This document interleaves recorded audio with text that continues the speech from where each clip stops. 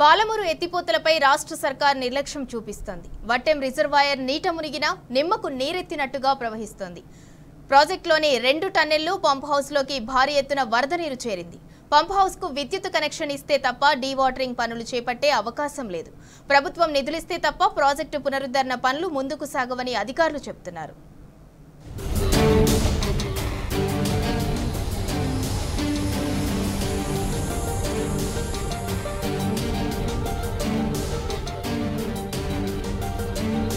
పాలమూరు రంగారెడ్డి ఎత్తిపోతల పథకంలో భాగంగా నిర్మిస్తున్న వట్టెం రిజర్వాయర్ పంప్ హౌస్ ఇటీవల కురిసిన భారీ వర్షాలతో నీట మునిగిపోయింది. ప్రాజెక్టులో భాగంగా నిర్మిస్తున్న 2 సొరంగాలు పంప్ హౌస్లోకి భారీగా నీరు చేరింది. ఆ నీటిని తోడివేసి పనులు చేపట్టేందుకు అధికారులు కసరత్తు చేస్తున్నప్పటికీ నిధులలేమీ ఆటంకంగా మారింది. విద్యుత్ కనెక్షన్కు సంబంధించిన నిధుల్ని ప్రభుత్వం విడుదల చేయకపోవడంతో డీవాటరింగ్ పనులు ఎక్కడికక్కడే నిలిచిపోయాయని అధికార వర్గాలు తెలిపాయి.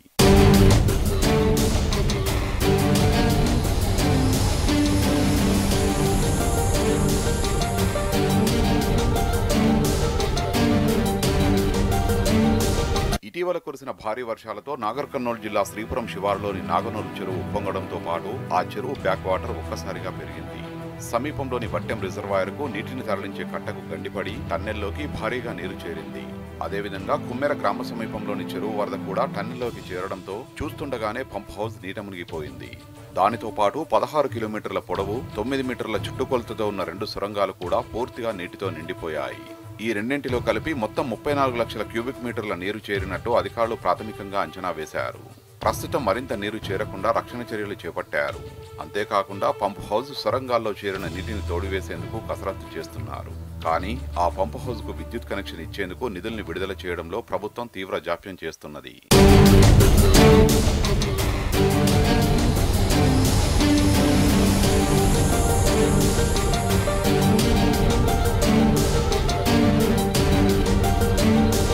పంప్ హౌస్ సొరంగాల్లోని వరద నీటిని తొలగించేందుకు మొత్తం 16 పంపుల్ని ఏర్పాటు చేయాలని అధికారులు భావించారు.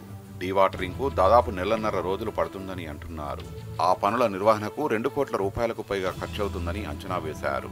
కానీ ఇప్పుడు అలా కాకుండా తొలుత పంప్ హౌస్ డ్రాఫ్ట్ ట్యూబుల్లో చేరిన దాదాపు 5 నుండి 6 లక్షల క్యూబిక్ మీటర్ల వరద నీటిని అదనపు మోటార్ల ద్వారా తొలగించాలని నిర్ణయించినట్టు తెలిసింది.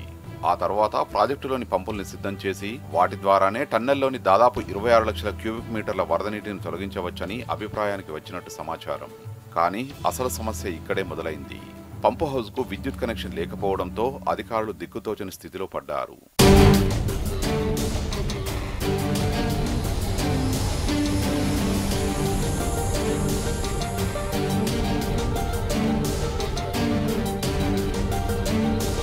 వాస్తవానికి పాలమూరు రంగారెడ్డి లిఫ్ట్ ఇరిగేషన్ స్కీమ్లోని మొత్తం 4 పంపింగ్ స్టేషన్లలో ఉద్దండాపూర్ మినహా మిగిలిన 3 ఇప్పటికే సిద్ధమయ్యాయి.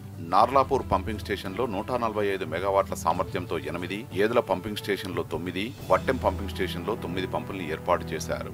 నార్లాపూర్ పంపింగ్ స్టేషన్లో ఇప్పటికే 2 పంపులకు విజయవంతంగా డ్రై రన్, వెట్ రన్ నిర్వహించారు. మిగిలిన ఏదుల, వట్టెం పంప్ హౌజులలోని పంపులను డ్రై రన్, వెట్ రన్ కు సిద్ధం చేశారు. కానీ ఆయా పంపింగ్ స్టేషన్లకు విద్యుత్ సరఫరా లేకపోవడంతో ఆ ప్రక్రియ గత కొన్ని నెలలుగా వాయిదా పడుతూ వస్తున్నది. వాటికి సర్వీస్ కనెక్షన్లు ఇవ్వాలంటే ఒక్కో పంపింగ్ స్టేషన్ కు దాదాపు 62 కోట్ల రూపాయల చొప్పున మొత్తంగా 124 కోట్ల రూపాయలు చెల్లించాల్సి ఉంటుందని అధికారులు చెబుతున్నారు.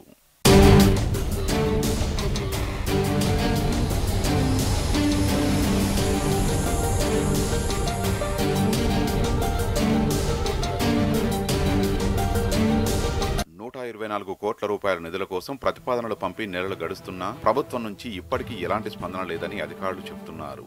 విద్యుత్ కనెక్షన్లు లేకపోవడమే డీవాటరింగ్ కు ఆటంకంగా మారిందని వివరించారు. ప్రభుత్వం నిధుల్ని విడుదల చేస్తే వెంటనే విద్యుత్ కనెక్షన్ తీసుకుని డీవాటరింగ్ చేస్తామని, తద్వారా సాధ్యమైనంత త్వరగా పంప్ హౌస్ ను పునరుద్ధరించేందుకు అవకాశం ఉంటుందని తెలిపారు. డీవాటరింగ్ తర్వాత మోటార్లను పరీక్షించాలన్నా తప్పకుండా విద్యుత్ కనెక్షన్ తీసుకోవాల్సిందేనని, నీట మునిగిన పంపుల్ని మళ్లీ సిద్ధం చేసేందుకు 10 నుంచి 20 రోజుల సమయం పడుతుందని అధికారులు స్పష్టం చేశారు. ఈ నేపథ్యంలో ప్రభుత్వం వెంటనే ట్రాన్స్కోకు నిధులు మళ్లించి పంపింగ్ స్టేషన్లకు సర్వీస్ కనెక్షన్ ఇప్పించాలని కోరుతున్నారు.